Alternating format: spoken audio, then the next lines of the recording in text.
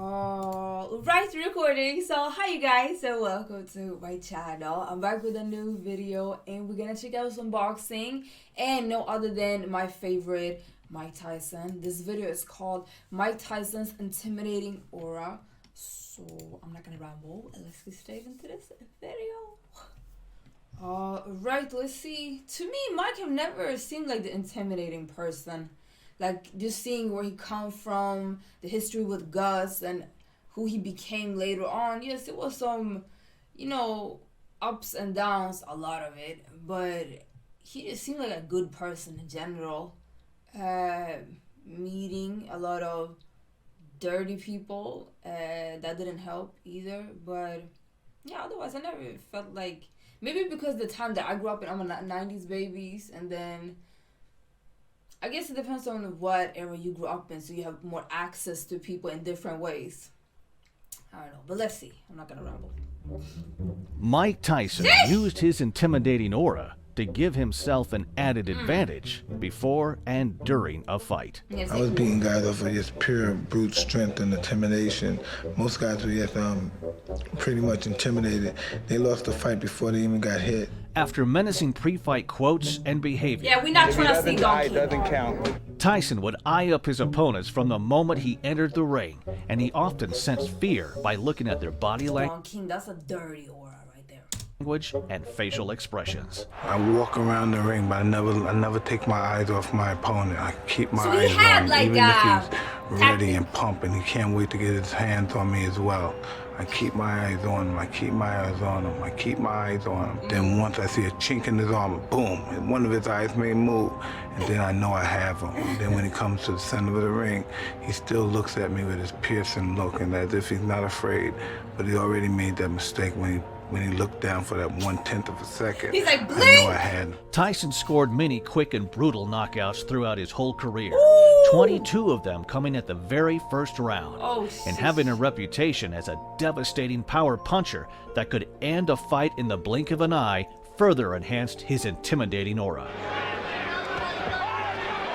at the combo, you guys. And an uppercut to the head, and Burbick is down.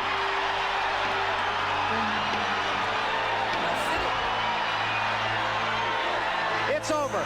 That's all. And we have a new era in boxing. The best example of Tyson's intimidation affecting an opponent before a fight came on June 27, 1988, when he faced Michael Spinks in a huge unification fight for all 4 heavyweight championship belts. Now we'll see who's the champion and who's the chump. Both men were undefeated. Tyson held the WBC, WBA, and IBF belts, while Spinks was the lineal champion. On the night of the fight, just minutes before Spinks was due to ring walk, there was chaos around Tyson's dressing room area after Butch Lewis, Spinks' manager, complained about a bump in Tyson's left glove and demanded that it be rewrapped. Moments ago, in the dressing rooms, a major controversy erupted. You're looking at a tape shot of Butch Lewis, the manager of Michael Spinks, who went wild after he discovered that... I'm sorry, what is he wearing? I call it that was a thing?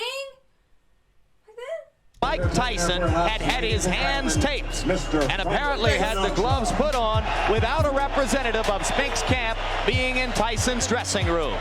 Lewis's protest over the bump delayed the fight. Tyson began pacing his dressing room, and in a moment of anger, he punched a hole through a wall, and the thudding sound was heard by Spinks in his dressing room. Butch Lewis. What?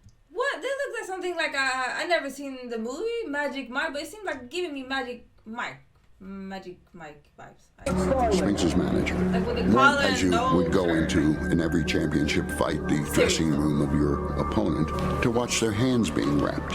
I had just finished taping his hands, and so Butch Lewis tried to make a thing about it. Which so aggravated Mike, who was already on edge, that he threw his hand out through a wall. Spinks had heard that, and that it was the sound of Mike punching the hole through the wall which had prompted Michael to be reticent about coming into the ring. The matter was eventually resolved when Spinks' trainer, Eddie Futch, was called in, and he inspected Tyson's left glove and said that it was fine. As Butch Lewis and everyone else involved left the dressing room area, Tyson turned to his trainer Kevin Rooney and said, "You know, I'm gonna hurt this guy." Legendary trainer Emmanuel Stewart was at the fight and went to check on Spinks during the delay and compared him to a deer caught in the headlights. Headlights. In an interview from the book One Punch from the Promised Land, Stewart said, "I went into his dressing room and they couldn't even get him to come out. He was so scared." That's what I'm saying. Now we got him all the way. Oh my, you should not bother Mike. Now he's like, come on.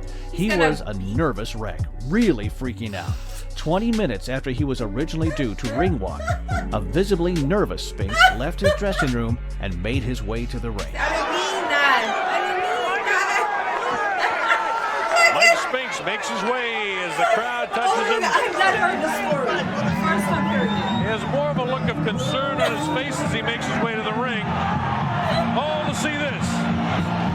Michael Spinks makes his way into the ring. In contrast, Tyson marched to the ring without a robe, bare-chested and dripping with sweat, with a deafening drone noise chosen as his entrance music. This heavy metal sound that you hear is Mike Tyson about to make his way in, I believe. The sound is deafening here in the arena, so I won't try to yell over it. It's interesting to note that Mike Tyson selected as pre-fight music just noise. Every once in a while you hear the clanging of chains. I think that's what he's got in mind to do to Mike Spinks' head, but we'll wait and see. Everything that Tyson does is intimidating. Oh my God. There he is. He comes out. He doesn't wear a coat in. He's worked up a full sweat. I want to tell you, the electricity in this crowd is awesome. I've got goose pimples on my arms watching this event. And a lot of people in here do. Not for Mike. You know all the history. You've been reading about it for the past several weeks. The heavyweight champion of the world comes into the ring. This is why we're here. Spinks continued to look nervous during the introductions, while Tyson bounced around and paced up and down the ring. And when called into the center of the ring for the referee's final instructions, there was no eye contact between the pair. All right, both of you touch gloves. Good luck to both of you. Tyson attacked Spinks from the opening bell and landed a solid left hook to the head and a right hand to the body. Michael Spinks, give him a little movement. Keep those hands high. After being constantly pushed back, Spinks tried to slow Tyson down by clinching him a couple of times. Tyson not afraid, as we expected, and Spinks ready to mix it up with him. A minute into the contest, Tyson attacked Spinks along the ropes, and a left uppercut followed by a right hand to the body forced Spinks to take a knee. Uppercut landed inside, and Spinks went down. It was the left uppercut. I was surprised there was a body shot that put him to the canvas. After Spinks Mike winning fairly. took a count of 8, both men moved towards each other. Tyson rolled with a right hand from Spinks and responded with a left-right combination that landed flush on the jaw and put Spinks down again. A right hand right on the chin. 6, 7, 8. Spinks was unable to beat the count, and the fight was over after only 91 seconds. He's not going to make it. It's all over.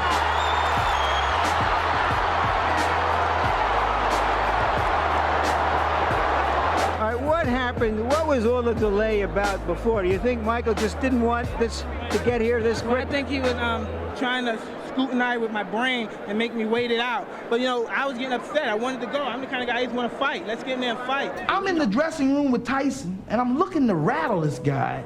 I walk in, and he's punching. Standing there. He and Rooney's putting something on. That's the coach? He's punching holes in the wall. I'm like to myself, oh no. This guy's getting ready to fight my guy, my little guy. And he's punching holes in the wall before he goes out to fight. Oh no. That's what he gets. This is the coach or manager? My bad. Manager, I think. And it was his fault because he thought he saw something, right? I think so. Look at him. Don't do that. I mean, it's too late now, but I'm just like, oh my god, this was funny though. It was funny, I'm not gonna lie. Do any of you guys remember this? Never heard this story before.